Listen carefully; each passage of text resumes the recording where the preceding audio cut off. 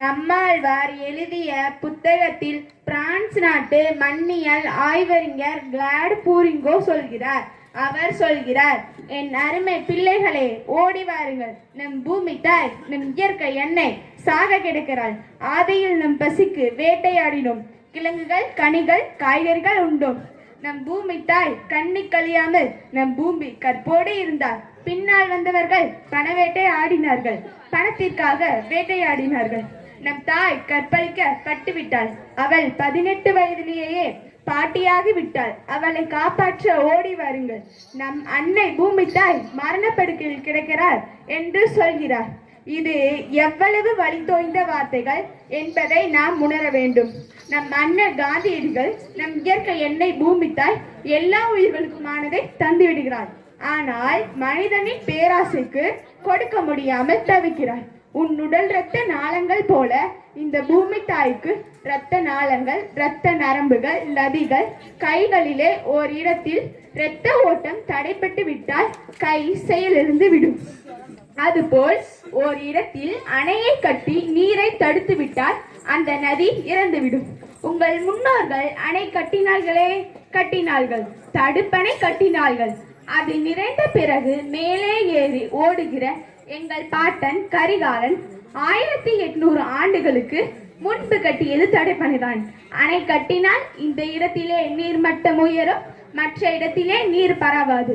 அப்போது நதி சாகும். அதை சார்ந்து இருக்கிற உயிரினங்கள் அழிந்து போய்விடும். மனித உடலுக்கு தோல், ஆற்றுக்கு மணல். உடலில் தோலை கத்தி வைத்து செதுக்கினீர்கள் என்றால் அரை மணி நேரத்திலே இறந்து விடுவோம். அதுபோல் ஆற்றில் மணலை எடுத்து விட்டீர்கள் என்றால் ஆறு மரணித்துவிடும்.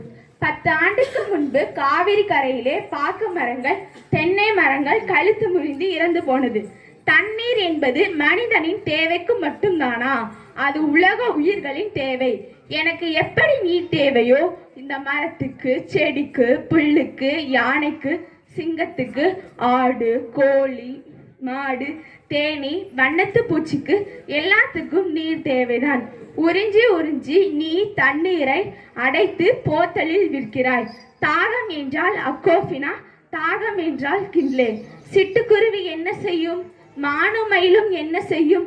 ஒரு மானுட சமூகம் இது போல் சிந்தித்தது உண்டா? இந்த மாதிரி உலக உயிர்களுக்கு செய்த துரோகத்தை மனிதனை தவிர எவன் செய்வான்? இவன் ஒரு மிருகம், கேடுகெட்ட மிருகம். இந்த பூமிக்கு வந்த எல்லா ஆபத்தும் மனிதனால் மட்டும்தான். ஒரு நாட்டின் நிலப்பரப்பு 1/3 பங்கு காடுகள் இருக்க வேண்டும். இப்போது எவ்வளவு இருக்கிறது? 13 விழுக்காடுகள் உள்ளது. ஒரு மனிதனுக்கு சராசரி 422 மரங்கள் வைத்திருக்க வேண்டும். ஒரு கார் வெளியிடும் நச்சு புகையை கட்டுப்படுத்த 6 மரங்கள் தேவை. கனடா எனும் நாடு ஒரு மனிதனுக்கு 10,000 மரங்களை வைத்திருக்கிறது. அது போக 1 கோடி மரங்களை நடுவதற்கு உத்தரவிடுகிறேன் என்கிறார் பிரதமர். இங்கே உள்ளவன் இருக்கிற காடுகளை எல்லாம் வெட்டுவான். காடுகளை அழித்து ரோடுகளை போடுகிற ஈன கூட்டம் இங்குதான் உள்ளது. அடிப்படை அறிவே கிடையாது. ஆக்சிஜன் உயிர்காற்று தருவது யார்? நச்சு காற்றை உறிஞ்சி உயிர்காற்றை மரங்கள் தான் தருகிறது. துளசி செடி 24 மணி நேரத்தில் 20 மணி நேரம் உயிர்காற்றை வெளியிடுகிறது. 4 மணி நேரம் ஓசோன் காற்றை வெளியிடுகிறது. இதனால் வீட்டுக்கு வீடு துளசி செடி வளருங்கள். நன்றி, வணக்கம்.